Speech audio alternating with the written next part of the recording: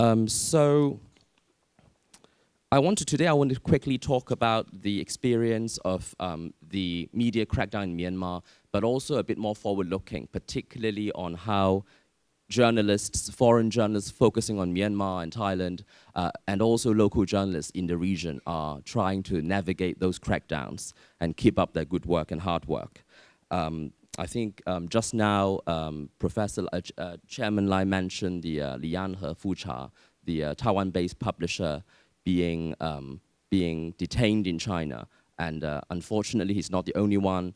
I think in the region, we look at Hong Kong, we look at China, and also Myanmar, there are a lot of journalists being arrested, publishers being arrested. I also want to talk a bit about Taiwan's potential as the regional media hub, given the severe crackdown against media freedom in the region.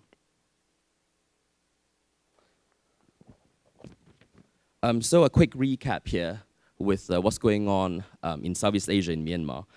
So since the coup in 2021, that's 2.5 years ago, there has been more than 4,000 people killed and almost 25,000 people arrested inside the country. The economy shrunk by almost a fifth after the coup and has yet to recover after that. And we're now looking at 18 million people in need of humanitarian aid across Myanmar, across the borders with China, with India, with Bangladesh and beyond.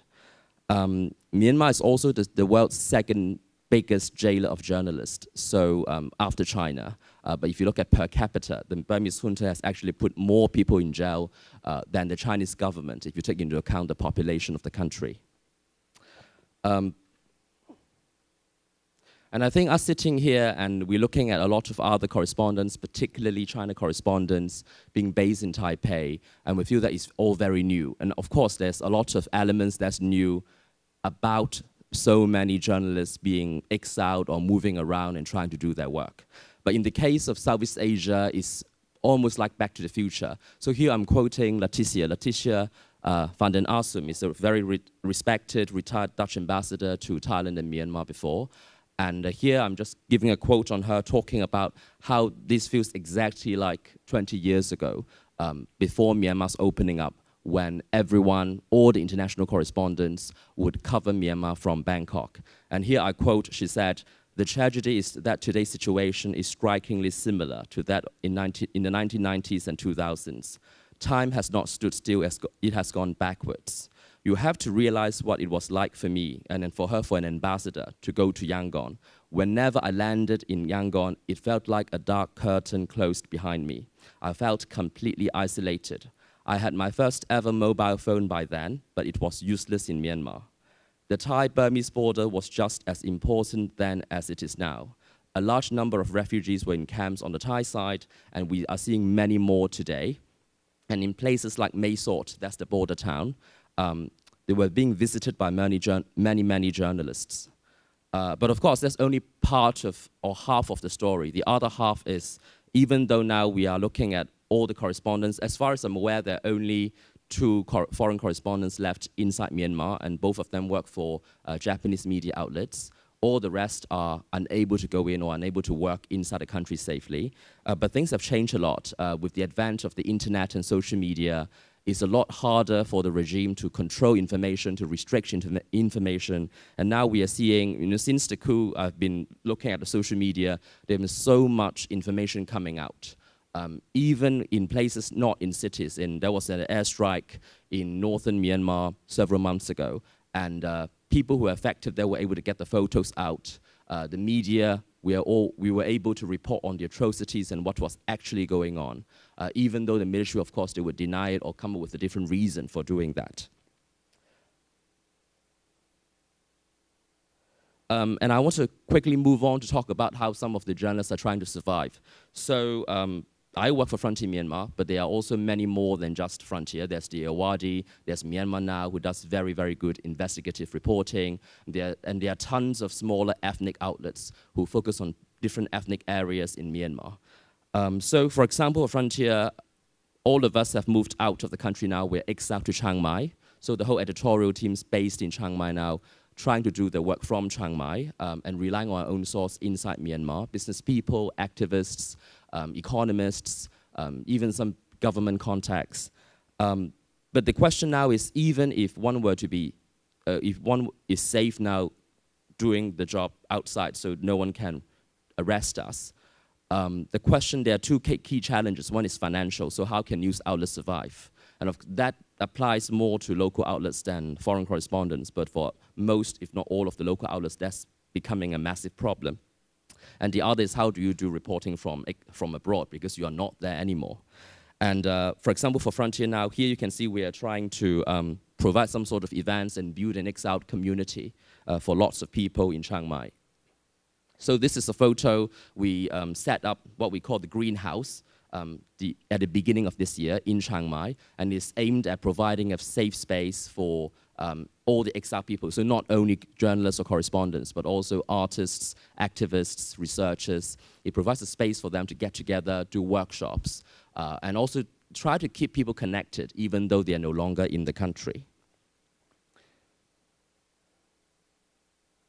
I also want to highlight quite an important point that we look at a lot of cases of media crackdown and arrest of journalists across the world. In Russia, we saw, in China and elsewhere. But more often, local media workers are paying and have paid a much higher price. So my colleague, who's from the US, Danny Fenster, who just completed a year in Harvard and has actually returned to Chiang Mai very recently to work for Frontier. He was put in jail for half a year in Yangon's notorious insane prison. So insane is not an English word, it's the Burmese name, but we sort of say there's a reason it's called insane in English as well, because the conditions were so bad for the prisoners. But there's actually a lot worse, and not many international media may focus on all the time. So another colleague of mine here, Yimon, a few months after Danny Fenster's arrest in the US, Yimon was blindfolded in Yangon and raped by soldiers. It took him more than half a year to get out of the detention and out of Myanmar safely. And he bravely came out in public on his account in prison. So here's one of the stories he wrote for us. And I think I'll just quickly wrap up here with what one of the Myanmar journalists still inside the country in hiding, what he told me. He said that he feels that in terms of international coverage, Myanmar's falling off the radar. Foreign news reporting tends to focus on tragedies like another airstrike, another massacre, or another sentencing of Aung San Suu Kyi. But he feels that it's much more reactive, and there is not all the outlets, but he told me that there's some big international outlets who tend to portray Myanmar as another hopeless conflict, even though he thinks in practice is a revolution against a regime, and people think they are able to win if they have more international support. And he's quite frustrated at sort of the international narrative about, oh, you know, another airstrike today, another conflict in this region, and he hopes more correspondents can write a bit more proactively on Myanmar, and also beyond the big power rivalries, so not just China backing the junta, the Russia's helping the regime, the US is vowing support for the revolution, etc., etc. So today's topic is about the media landscape in Asia. I also want to quickly talk about, here is what I've tried to illustrate what the Burmese journalist told me, talking about the overemphasis on some of the big major names like Aung San Suu Kyi or Myung Laing or whatever the NLD is doing. And many people I spoke to feel the international media overlooked what's happening on the ground. Issues such as poverty. There's now unprecedented levels of poverty, unemployment, there's destitution, even in Yangon, the biggest commercial city in the country. Very severe power cuts, which during 2021 was horrendous. If you combine power cuts, the crackdown on the healthcare system, and a massive COVID spike, that end up in tens of thousands of deaths every day. So this is sort of one observation about international coverage in Myanmar. And it's also in some ways understandable because so many correspondents have moved abroad. And when you have moved abroad, you are not in the country. You are not talking to people on the streets. Even though I was in Yangon for almost a year after the coup, and it was very highly restrictive. I couldn't be running around with the camera. I have to be quite careful where I go. But at least I have a good sense of, in terms of city life, what's going on. I would usually go on the streets to go to the local markets, talk to people about the price of rice, the price of fuel, the price of vegetables, and have a good sense of what is going on in their minds. I've also went to shops that were boycotted by the people and looked at, is everyone really boycotting those gold shops owned by a junta minister? And people there buying those things, why are they doing that? So you still get the color out. And this is what I want to show. There's actually a lot of similarities in terms of the challenges of reporting in exile. So here I'm quoting, not on Myanmar, but on China. There's a nice VOA story, Voice of America. And here you see Christian Shepherd, the China correspondent from the Washington Post. He was saying that it's almost impossible to get a sense of what life is like in China or anywhere if the reporter isn't there experiencing it firsthand. And he said, for example, he would have loved to report on how the once obscure city of Zibo became China's go-to barbecue destination. But it's not really worth it if we can't be there, because the distance means all the sounds and smells are mere memories.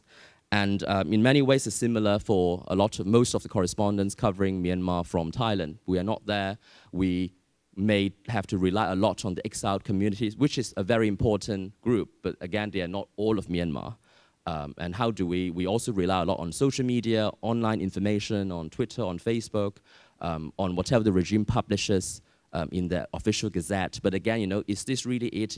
Are we missing out? I think a lot of correspondents share that sense of insecurity, or that sense of how can we improve the reporting by being so far away.